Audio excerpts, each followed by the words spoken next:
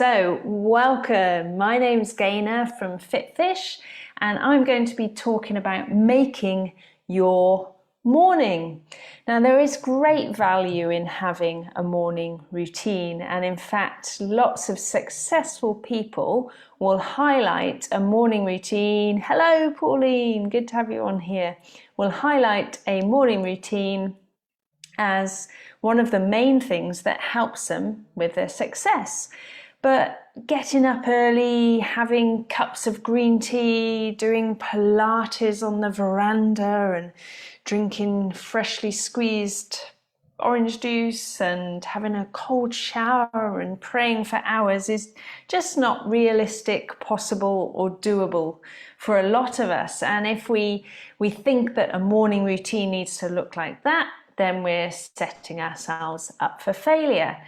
So here's a blueprint for looking at what you can do to make a good morning routine work for you and to encourage you and to inspire you and to energize you so that you can get more out of your day. So number one is to start the day after enough sleep.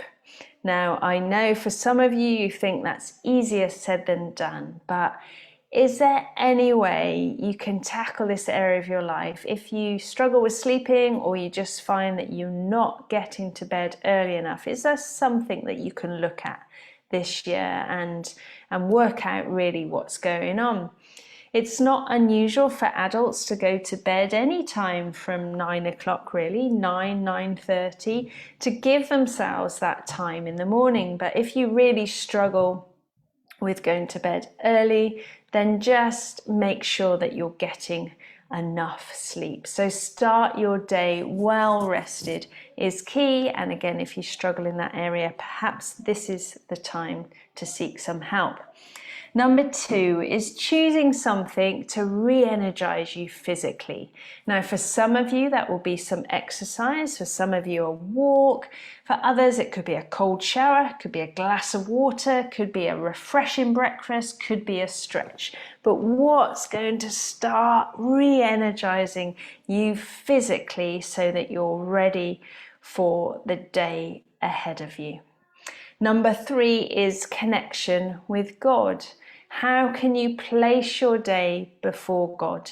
What does that look like for you?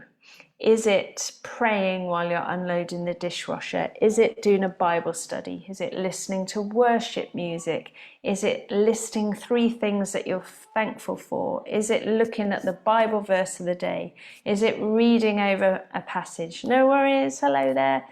What is that for you? How can you connect with God? Even if your main time with God comes later in the day, how can you connect with Him first thing in the morning to get you off to that best start? Number 4 is choose something to strengthen your connection with others.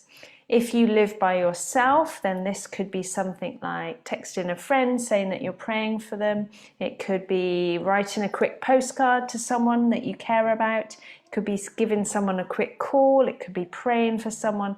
How can you strengthen your connection with others? And number 5, choose something that will strengthen your connection with your goals, with your purpose, with your mission. What is that? Life can feel repetitive at times. It can feel a bit monotonous, a bit mundane, and it's really helpful to connect with your bigger vision and purpose, whether that's helping people, whether that's raising happy children, whether that's starting a business, whether that's serving others, whether that's being creative. What's your wider purpose that you feel that you're on this earth to do? How can you schedule some kind of connection with that into your morning? Can you pray that God will use you more? Can you spend time with someone who you're helping? Can you spend time reading and researching something? Can you spend time on a craft project? Can you look at your vision board? Can you meditate and dwell on certain Bible verses? How can you connect to your greater purpose in the morning so that everything that you do throughout the day has that right focus? Okay, so I hope that that's given you a few ideas and that you now know that it doesn't have to be this certain prescription for everyone, but as long as you're including those things, so starting the day after enough sleep, choosing something to re-energize you physically, choosing something to connect with God, choosing something to strengthen your connection with others, and choosing something to connect with your goal and purpose, then that can make your mornings less stressful, your days less stressful, and more purposeful. I hope that's helpful. Do type anything that you liked in that you think you'll be doing. What do you do in the mornings? What is your morning routine? What do you know, even if you don't always do it, gets you off to the best start? I'd love to hear.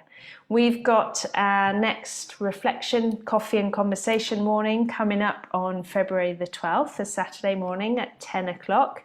I'll pop the link in the comments if you'd like to sign up for that. We'll be looking at freedom.